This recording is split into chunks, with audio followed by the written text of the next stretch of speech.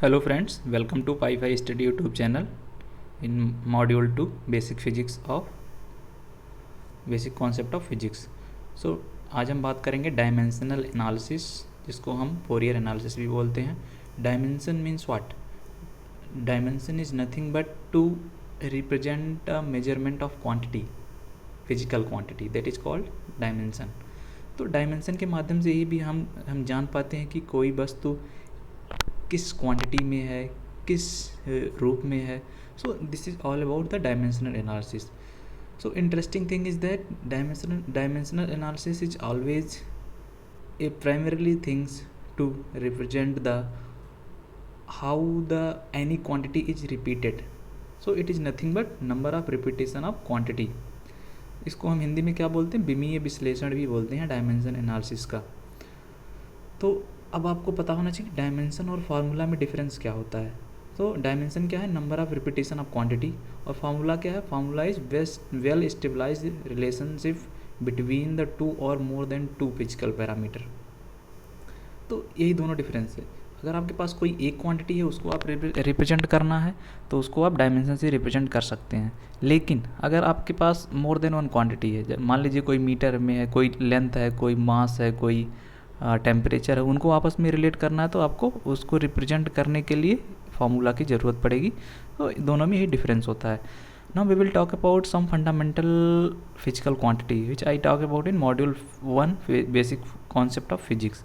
सो जो fundamental physical quantity होती है वो लेंथ होती है, जिसको एल से डिनोट करते हैं, मास को एम से डिनोट करते हैं, टाइम को टी से डिनोट करते हैं, टेम्परेचर को थीटा से या फिर कभी कभी केल्विन से भी रिप्रेजेंट करते हैं, और करंट को एम्पियर से या आई से रिप्रेजेंट करते हैं, ल्यूमिनस इंटेंसिटी को कैंडेला से रिप्रेजेंट करते हैं, अमाउंट सब्सटेंस को मोल से रिप्रेजेंट करते हैं.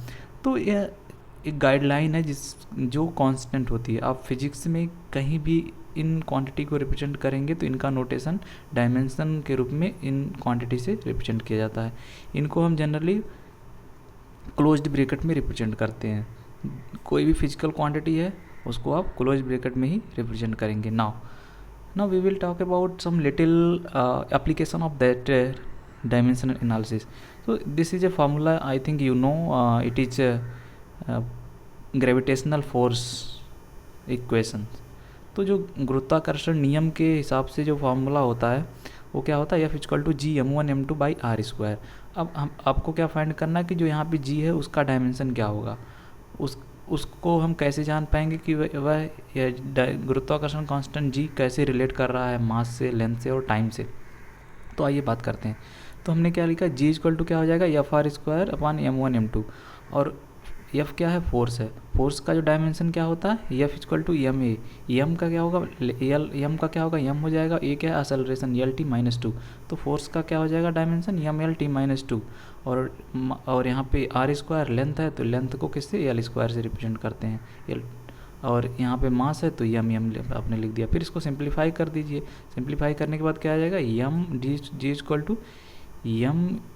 m to the power -1 l³ t⁻². इसको हमने क्लोज्ड ब्रैकेट में रिप्रेजेंट कर दिया. तो ये जो है डायमेंशन ऑफ. अब इसमें क्या होता है? अभी आपसे कोई पूछ ले कि जो डायमेंशन गुरुत्वाकर्षण कांस्टेंट है, जो ग्रेविटेशनल कांस्टेंट है, इसका जो यूनिट है क्या होगी, तो आप क्या बता पाएंगे? m³ by kg into सेकेंड². तो ऐसे करके आप बता सकते हैं. तो किसी भी फिजिकल यूनिट को रिप्रेजेंट करने का सबसे बेस्ट तरीका क्या होता है? डायमेंशन एनालिसिस से ही हम जान पाते हैं. जैसे एक एग्जांपल यहाँ पे है प्लैंक कांस्टेंट E=h², जहाँ पे h प्लैंक कांस्टेंट है, E एनर्जी है और न्यू फ्रीक्वेंसी है. तो हम इन फ्रीक्वेंसी को 1/टाइम से रिप्रेजेंट करते हैं. तो h क्या होगा? E × time, that is called E × time. E का डायमेंशन क्या होता है? E एनर्जी का डायमेंशन क्या होता है? mL²t-2. और एक्शन का जो टाइम का होता है वो t होता है. इनको मल्टीप्लाई कर दे, हमें मिल गया कि जो डायमेंशन प्लैंक कांस्टेंट का है यहाँ से मिल गया. अब एक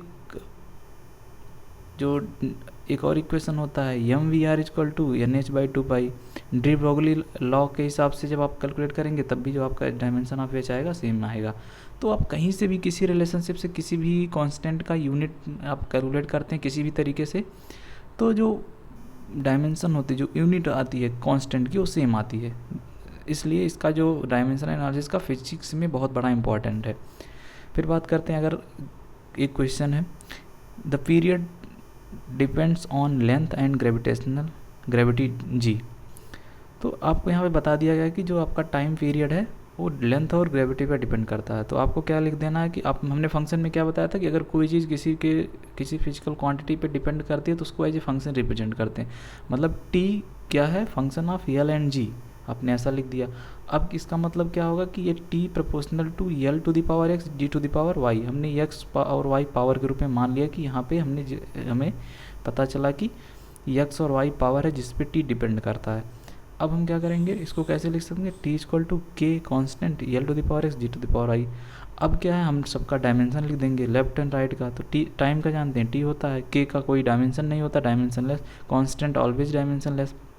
और एल क्या है, लेंथ का डायमेंशन एल होता है, l to the power x लिख दिया। जी ग्रेविटी का डायमेंशन क्या होता है, l to the power -2 whole to the power y. अब क्या करेंगे, पावर को दोनों साइड कंपेयर करेंगे। तो जब कंपेयर करेंगे तो क्या मिलेगा, के की वैल्यू एक्स की वैल्यू 1/2 मिलेगी और वाई की वैल्यू -1/2 मिलेगी।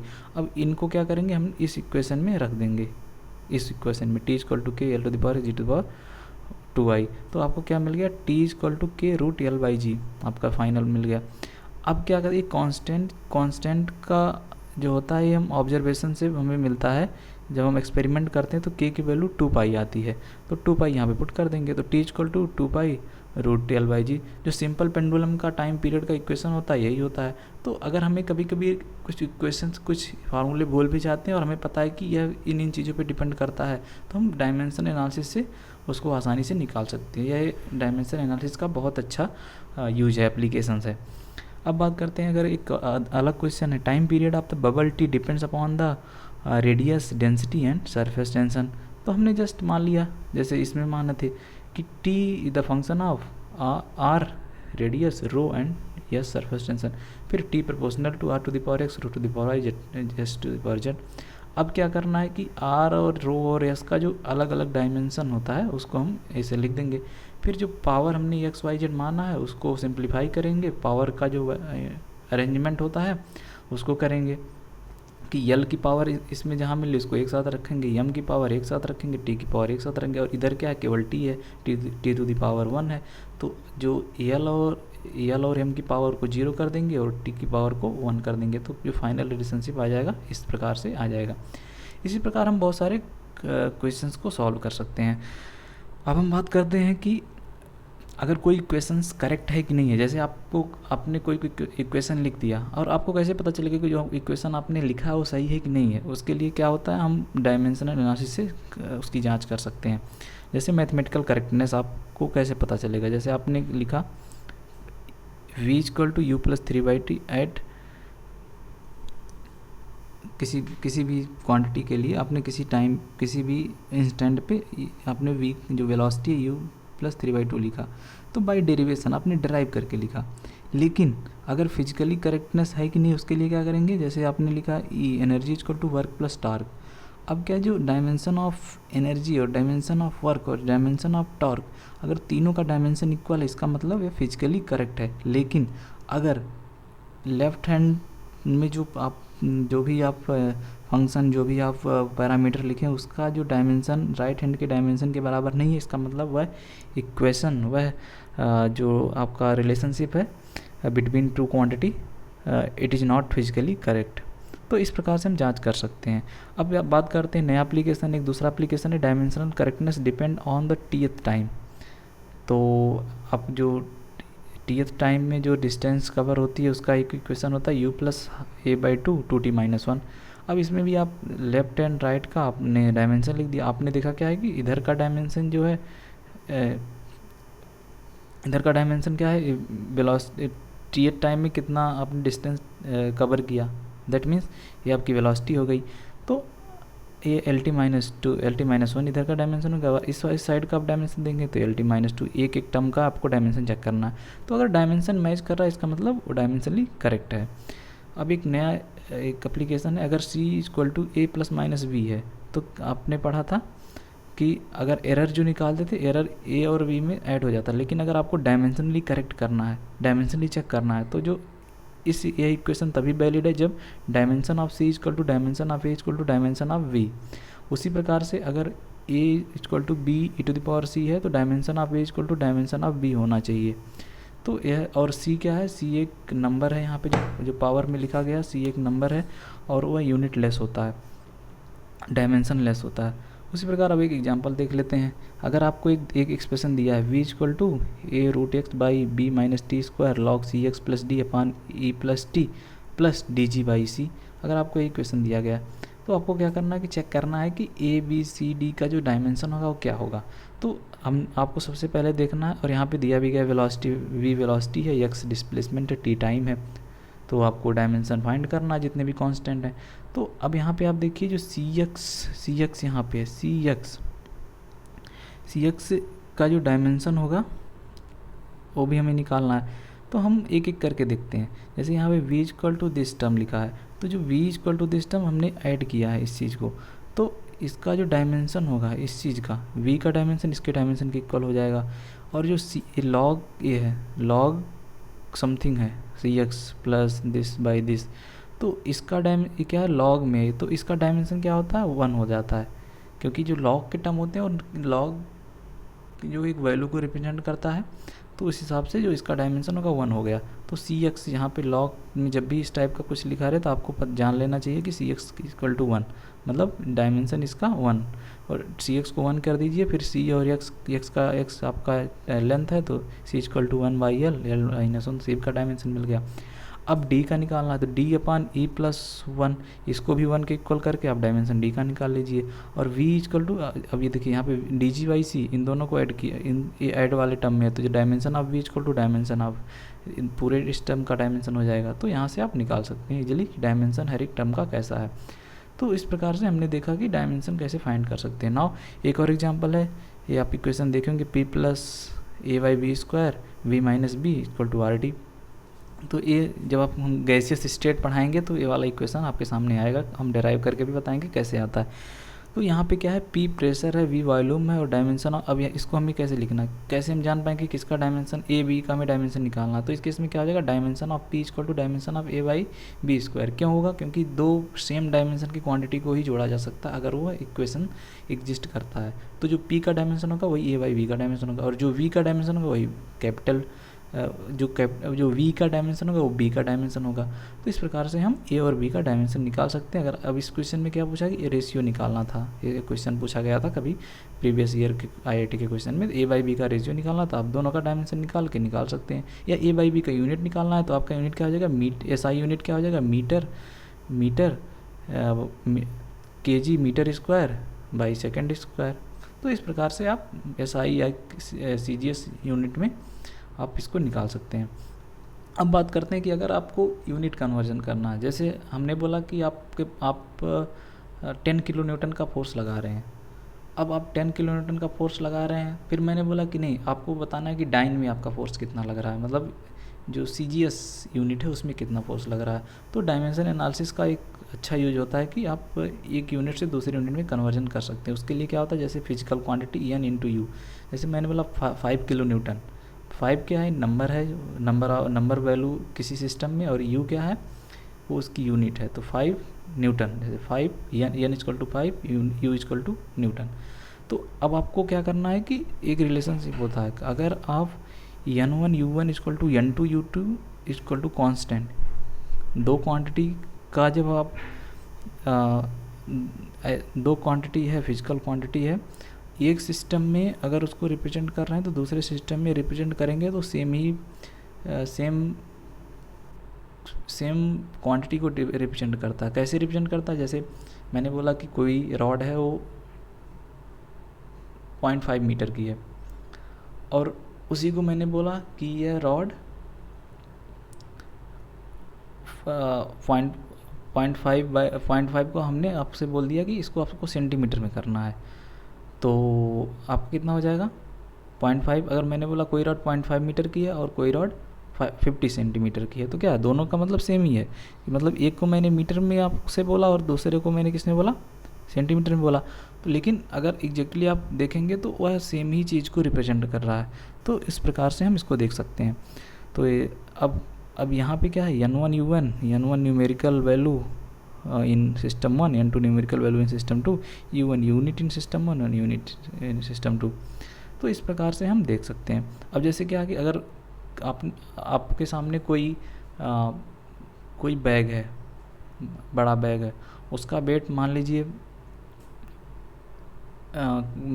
1 क्विंटल है, तो किसी ने बोला 1 क्विंटल है, किसी ने बोला 100 kg है। दोनों में डिफरेंस क्या है, वो सेम ही अमाउंट को रिप्रेजेंट कर रहा है, लेकिन हम बोलने का तरीका अलग अलग है। हम किसी और यूनिट में बता रहे हैं, वो सामने वाला किसी और यूनिट में बता रहा है। अब जैसे किसी ने बोला कि ये जैसे क्वांटिटी अगर हम देखें कि 1 रुपये का सिक्का कहीं पे रखा था, किसी ने देखा कि यह 1 रुपये का सिक्का है, किसी ने बोला 100 रुपये का है। तो जस्ट यह एक सिस्टम से दूसरे सिस्टम में रिप्रेजेंट करने का तरीका को रिप्रेजेंट करता है। अब कैसे इसको हम कन्वर्ट करेंगे, आइए देख लेते हैं। जैसे आपका इस सिस्टम से आपको इस सिस्टम में जाना है, तो आपको क्या करना होगा, n1 u1 equal to n2 u2 का कॉन्सेप्ट लगाना होगा। यहाँ पे n को क्या होता है, इन्वर्सली प्रोपोर्शनल टू u, इसलिए ये क्या है, हाइपरबोला टाइप का रिप्रेजेंट कर रहा है कि मतलब। और बहुत सारे सिस्टम थे, जैसे गॉसियन सिस्टम होता है, CGS वाला होता है, ब्रिटिश सिस्टम होता है, FES होता है, और MKS सिस्टम होता है, SI में होता है। तो अलग अलग सिस्टम है जिसमें हम किसी भी क्वांटिटी, किसी भी फिजिकल क्वांटिटी को रिप्रेजेंट कर सकते हैं। Now we will talk about A equal to B sine C। अब इस केस में क्या होगा, जो डायमेंशन ऑफ A होगा डायमेंशन ऑफ B। अब यहाँ पे C क्या है, एंगल है। एंगल क्या होता है, यूनिट।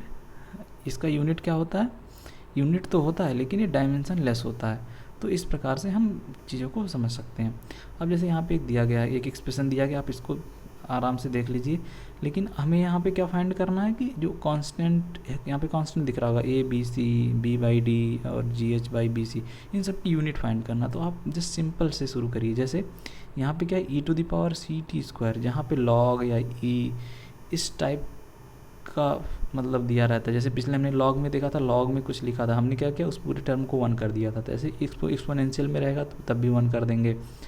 तो इस प्रकार हम देखते हैं कि CT² इक्वल टू 1, तो हमने C का डायमेंशन निकाल लिया। अब C का निकल गया तो हमें क्या निकालना है, यहाँ पे साइन के पहले देख लेते हैं।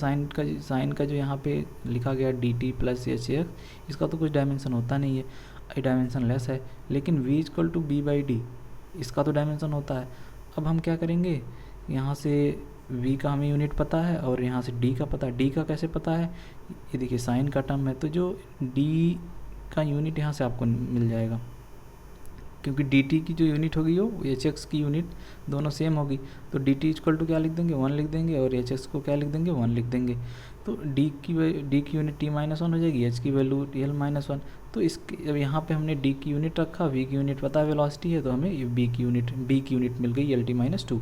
तो इस प्रकार से हम एक एक करके चीज़ों के जो एक्सप्रेशन में जितने भी क्वांटिटी होती है, जितने भी कांस्टेंट होते हैं, उसका डायमेंशन आराम से निकाल सकते हैं। फिर हम बात करते हैं, यह उसी क्वेश्चन का एक पार्ट है। जैसे v इक्वल टू A/BC, तो A/BC था, हमने तो A का निकाला, फिर G का निकाला। आप आराम से जैसे जो प्रोसीजर हमने बताया आप उसी हिसाब से सॉल्व करते जाइए, आपको सारे कांस्टेंट की यूनिट पता चल जाएगी। अब बात करते हैं कि दो टाइप का सिस्टम आपको दिया गया है क्वेश्चन में। एक स्टार सिस्टम है। स्टार सिस्टम मतलब एक just you can assume it is another kind of system. So star system में एक स्टार मास को 10 kg से रिप्रेजेंट किया गया है। मैं बोला ना कि जैसे आपको अगर एक क्विंटल का आपने बैग देखा, तो कोई बोलता है ये 1 क्विंटल का है, कोई बोलता है 100 kg का, तो बात सेम ही है। तो उसी प्रकार एक स्टार यूनिट है, उसमें क्या है कि अगर मास को 10 kg से रिप्रेजेंट किया गया है, और टाइम को 1/5 सेकेंड से, और लेंथ को 1/10 मीटर से। अब यहाँ पे बोल रहा है कि जो एक स्टार पावर होती है उसमें कितने वाट होंगे। अब क्या है कि वाट क्या है अपना SI में है, तो आपको स्टार यूनिट से SI में जाना है। तो पावर इक्वल टू क्या होगा, W/T। W/T मतलब वर्क पर यूनिट टाइम को हम पावर बोलते हैं। तो वर्क का जो डायमेंशन होगा ml² t-2, और t का टाइम होगा, तो इसका हमें पावर का डायमेंशन मिल गया। अब हमें क्या करना है कि n1 u1 क्या है, हमने मान लिया कि क्वांटिटी जो स्टार यूनिट में n1 है और यूनिट u1 है, तो n1 u1 क्या है, आप जस्ट मास टाइम जो भी यहाँ पे है इस वाले इक्वेशन में जैसा भी है उस हिसाब से आपने रख दिया। और जो n2 हमें फाइंड करना था, u2 का था, u2 इधर आएगा तो यहाँ u2 से डिवाइड हो जाएगा, u2 से डिवाइड हो जाएगा तो क्या u2 क्या है, ये SI यूनिट में है, तो SI यूनिट में आपको क्या करना है, ये मास के प्लेस पे kg रखना है, लेंथ के प्लेस पे मीटर रखना है और टाइम के प्लेस पे सेकेंड रखना है। तो फिर आप दोनों को सॉल्व करेंगे तो n2 इक्वल टू 12.5 वाट आ जाएगा। तो अगर आप स्टार यूनिट में किसी को बताते हैं सेम चीज़ को तो 12.5 वाट होगा, लेकिन अगर SI में है तो 1 वाट होगा। तो जस्ट ये रिप्रेजेंट करने का एक तरीका होता है। अब जैसे एक बात करते हैं कि कोई एरिया A है, वेलोसिटी B है, डेंसिटी ρ है, तो यहाँ पे बोला गया write down the dimensional formula of the mass.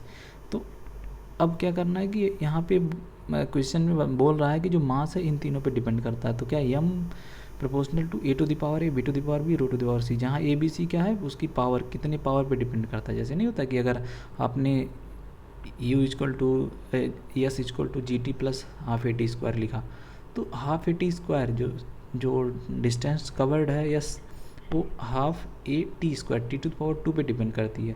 तो उसी प्रकार हम रिलेशनशिप में मान लेते हैं कि अगर ए जो एरिया है इसकी पावर ए होगी, बी की बी होगी, रो की सी होगी। फिर बाद में सॉल्व करके हम ए बी सी को कैलकुलेट करते हैं।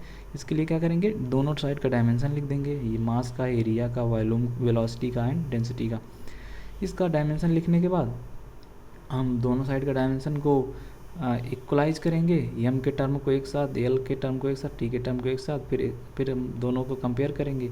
तो इधर क्या केवल एम का टर्म है तो एम का टर्म क्या हो जाएगा, सी इक्वल टू 1 हो जाएगा, और इन दोनों का टर्म ही नहीं तो दोनों को जीरो करके ए बी सी की वैल्यू निकाल लेंगे। तो हमने देखा मास कैसे डिपेंड करता है, के ए टू द पावर 3/2 और रो मतलब बी पे डिपेंड ही नहीं करता। अगर हमने यहाँ पे माना था कि ये बी पे भी डिपेंड कर रहा है, लेकिन बी पे डिपेंड नहीं कर रहा है, मतलब वेलोसिटी पे डिपेंड ही नहीं कर रहा है, क्योंकि यहाँ पे बी इक्वल टू 0 आ गया। इस प्रकार से हम किसी भी क्वेश्चन को आसानी से सॉल्व कर सकते हैं।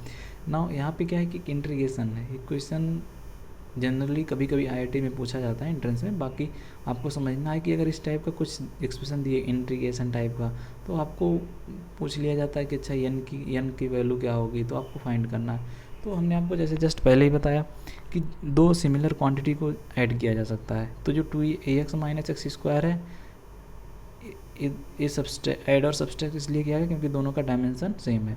अब क्या, dimension of ax equal to dimension of x square. अब dimension of a equal to dimension of x equal to length, क्योंकि एक्स क्या है, लेंथ है। तो आपको क्या करना है कि, और dx का डायमेंशन क्या है, तो अब हम यहाँ शुरू करते हैं। अब हमने पता लगा लिया कि a की डायमेंशन क्या है, अब हम लेफ्ट एंड राइट की डायमेंशन लिखते जाएंगे और कैलकुलेट करते जाएंगे। तो dx क्या होगा, वो भी लेंथ होगा, स्मॉल लेंथ होगा, लेकिन डायमेंशन तो सेम ही होगी, मीटर होगा तो मीटर, सेंटीमीटर होगा, तो इसका जो डायमेंशन क्या होगी, यल हमने लिख दिया। नीचे वाले पार्ट का डायमेंशन क्या होगा, ये रूट में है, तो अगर हम दोनों का डायमेंशन सेम था इसलिए ऐड सब्सट्रैक्ट किया गया है, तो यल स्क्वायर रूट यल हो जाएगा, तो यल बाई यल हो जाएगा इक्वल टू, अब यहाँ ए की डायमेंशन हमने कितना निकाला, यल निकाला, L two the power 3n/n+1। अब क्या है, दोनों की पावर को हम कंपेयर कर लेंगे, इधर भी यल टू द पावर 0 है, इधर यल टू द पावर ए वाला लिखा गया, तो दोनों की पावर को कंपेयर करेंगे तो n की वैल्यू कितनी मिल जाएगी, 0 मिल जाएगी। तो इस प्रकार से इस टाइप के क्वेश्चन को हम सॉल्व कर सकते हैं। फिर एक क्वेश्चन है dx/x³ equal to a to the power -2n/n-1 log something, ऐसा करके फिर n की वैल्यू फाइंड करना। तो आपने जैसा देखा था, तो इसमें जस्ट आपको करना क्या है, एक चीज़ का ध्यान रखना है, यहाँ पे इस वाले क्वेश्चन में dimension of l equal to dimension of, इन पूरे को जो dimension of x square equal to dimension of a³, ये सेम इसलिए ऐड किया गया है, और x क्या है, मीटर, जिसका हम एल से रिप्रेजेंट कर सकते हैं। तो यहाँ से क्या होगा, इस वाले एक्सप्रेशन से जो डायमेंशन ऑफ ए होगा यल टू द पावर 2/3 आ जाएगा।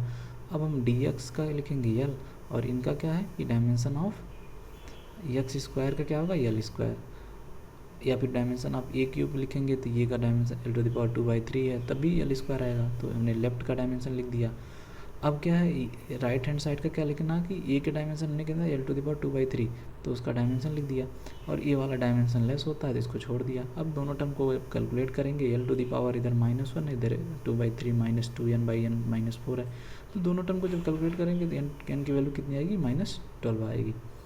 अब हम बात करते हैं कि हमने बहुत सारा कुछ कर लिया, किसकी मतलब कि एक यूनिट से दूसरी यूनिट में कोई फार्मूला कैसे हम रिलेशनशिप लिखेंगे जो उसमें कांस्टेंट किस किस पावर पे डिपेंड करता है, तो डिफरेंट एप्लीकेशन हमने जान लिया। अब हम बात करते हैं कि इतने एप्लीकेशन के बावजूद भी कुछ इसकी जो लिमिटेशंस है, कुछ इसकी कमियां हैं जिसको हमें ध्यान में रखना है जब भी हम चीज़ों को सॉल्व करें डायमेंशन एनालिसिस से। तो पहली लिमिटेशंस क्या है कि अगर जैसे आपके पास कोई कांस्टेंट है, there is no information whether the constant is dimensional और डायमेंशनलेस। जैसे आप स्प्रिंग कांस्टेंट, स्प्रिंग वाला रिलेशनशिप जानते होंगे, F=kx, तो F=kx, के क्या है, स्प्रिंग कांस्टेंट है जिसकी यूनिट क्या होती है, न्यूटन/मीटर होती है। लेकिन अगर मैं बात करूँ T=2π√L/g, जो सिंपल पेंडुलम का टाइम पीरियड होता है, तो जो 2π क्या है, वो k है, कांस्टेंट वहाँ भी k है, लेकिन वहाँ उसकी वैल्यू 2π है। 2π की क्या यूनिट क्या है, कुछ है ही नहीं। इसका मतलब क्या है कि अगर जो कांस्टेंट होते हैं उनके बारे में किसी प्रकार की कोई इन्फॉर्मेशन नहीं कि उनकी डायमेंशन होगी कि नहीं होगी। मे भी कुछ केस में डायमेंशन हो सकती है, कुछ केस में डायमेंशन नहीं हो सकती है। सेकंड क्या है, we could not derive the expression in form of addition और सब्सट्रैक्शन।